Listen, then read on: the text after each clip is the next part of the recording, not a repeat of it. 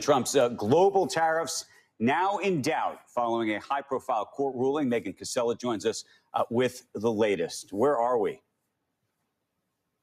Guys, good morning. So to catch everybody up, this was a federal appeals court ruling late on Friday that the vast majority of President Trump's tariffs are now illegal. It doesn't change the status quo, though, for now, but it does set the stage for a showdown at the Supreme Court, potentially later this year or early next. So it was a 7-4 ruling from the appeals court, which upheld a May decision from the Court of International Trade. Both courts now have found that the International Emergency Economic Powers Act, or IEPA as it's known, does not give the president the authority to impose such broad tariffs as we've seen him do. The court wrote, reading the phrase regulate importation from that statute to include imposing these tariffs is a wafer-thin reed on which to rest such sweeping power.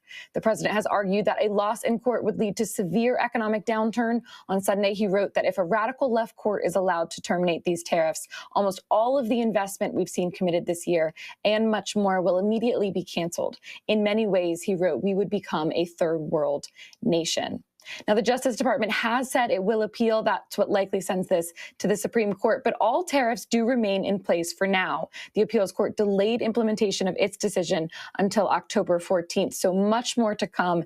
Depending on where SCOTUS lands, all of the country-specific tariffs are the ones that could ultimately be in jeopardy. That's everything imposed this term against China, Canada, and Mexico, many other countries, 70 or so as well. But those sector-specific tariffs are the ones, those are going to stay no matter what. Those are the ones in place on metals and cars already. They're the ones in the pipeline on things like semiconductors, furniture, and other things. So a very big deal here for a huge portion of Trump's tariffs, but not all of them. Guys.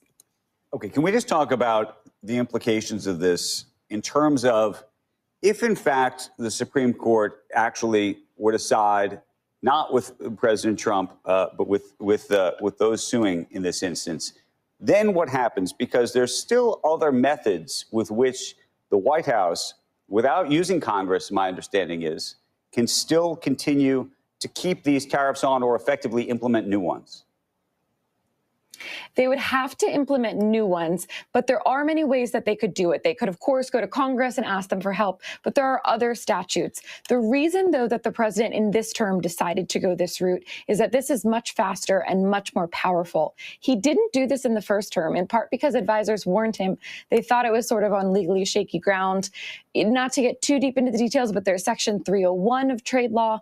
That's what he used to impose tariffs against China in the first term. Those are still in place and challenged. There's Section 122, as it's known, which does deal with balance of payments. It's much more about trade deficits, which is what the president is chiefly fighting here, he likes to say. But those have to be temporary. They can only be as high as 15% and can only last 150 days. So there are definitely other methods here.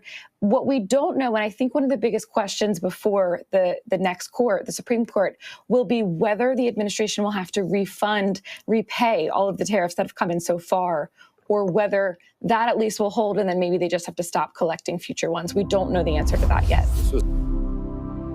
Contact Chris Lehnes of Versant Funding to learn if factoring can provide your business the cash you need to expand.